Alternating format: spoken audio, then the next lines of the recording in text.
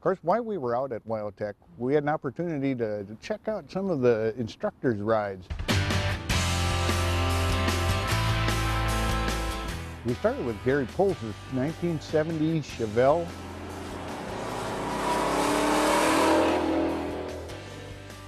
Awesome ride, clean straight body, powerful LS7 motor. If you're not familiar with the LS7, it was an engine first developed purely as special order only and never actually came in a production model. Gary managed to score one of those and put it in this awesome recreation of a 1970 Chevelle SS.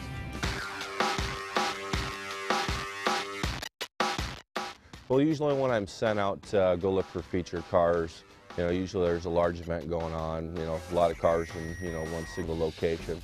And usually those are in kind of urban areas, stuff that's right around the event. It's usually, industrial areas, airports, stuff like that. So sometimes I got a tendency to, find the most, ratty hole possible and, shoot a car there. And, but totally different ball game out in Wyoming. There's a lot of beautiful places out there.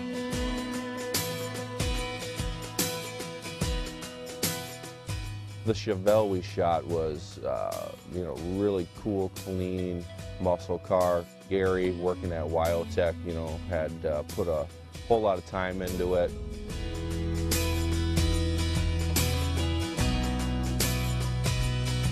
The location that we picked out was a place called Vidavoo. We scouted the location. There was one place that we could shoot from to get the cool background, sun just right.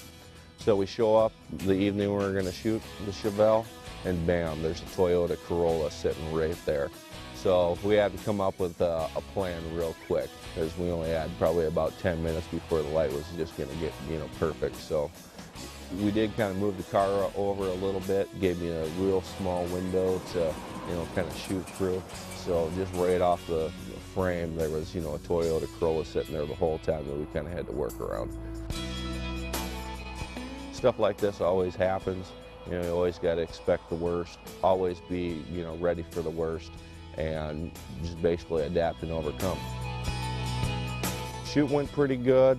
There was kind of some cloud cover over the top. Not necessarily a bad thing, because on red cars, it has a tendency to sometimes when you get a lot of light on it, it starts to turn orange, and you can't really see the true color of it.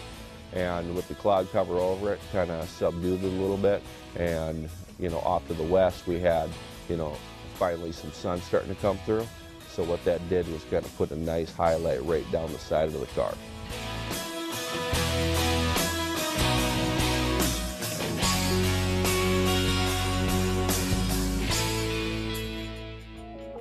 I've been in the cars since as far as I can remember. My parents tell me my first words out of my mouth when I was a baby was Jeep.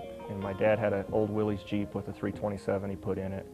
And I still remember it, but he was in the cars a little bit when I was growing up. And I've always been in the cars. I've always liked, not necessarily things that go fast, but just neat looking cars and loud stuff. And as I was growing up and covering the walls of my bedroom with posters and car magazine articles and stuff like that, there was a Car Craft magazine article on the wall about the 70 Chevelle being the most powerful muscle car ever made.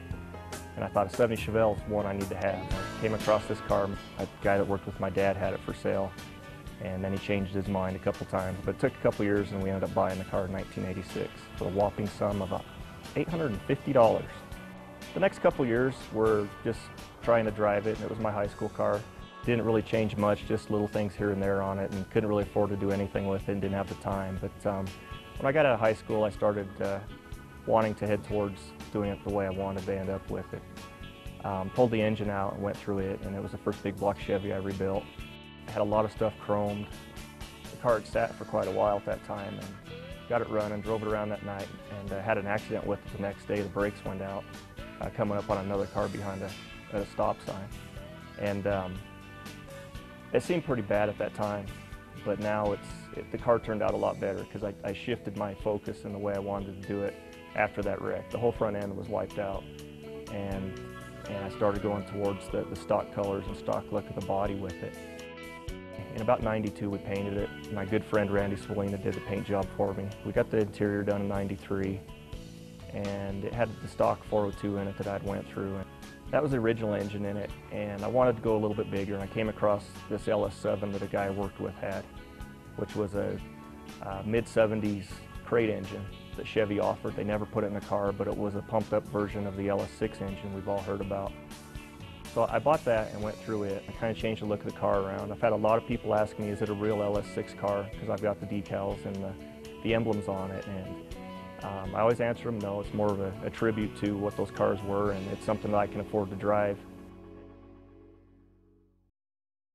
Growing up, going through school, I was more into art and that type of thing, and all the art I did was drawing cars and trucks and that type of thing.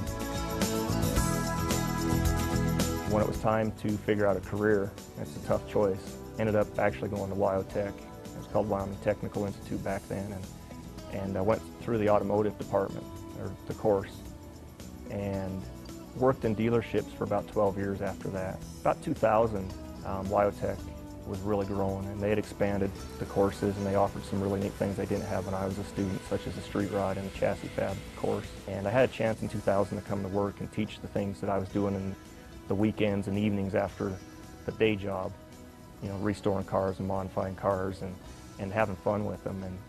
And it was real neat to come into a place that was growing and expanding and seeing what they were getting to do and learning the skills that we teach students, getting to learn them first and then go turn that around and help the students learn on their projects. As my career progressed, I went from liking cars and drawing cars when I was a kid and painting them and that type of thing. And now these guys are building cars that they reshape the bodies on them and modify them completely and totally change everything around to where it's not just a restored car, but it's actually a car that's been built from scratch to resemble something. I'd call that a true form of artwork that you can drive, and I think that's a pretty neat thing. I grew up with this car, and it grew with me, and the fact that when I first did it, it was more or less just a restoration. You take everything apart and paint it, put it back together. It also shows where I've went from starting off with the beginning, the basic elements of just restoration into modifying cars. Had this car for a long time. I don't plan to get rid of it anytime soon. I still got a lot of things I want to do with it, and as my skills change and improve and I get a chance to try them on this car, I'm going to continue to do that for hopefully quite a while to go. And it may be a lot of different things. It could be different powertrains. Who knows where cars are going to end up in the next 10 to 15 years. But these things are getting harder to find, and they're getting rarer to see. And once you sell one, it's gone, and you can't really get it back. So I'm going to keep this one for a long time.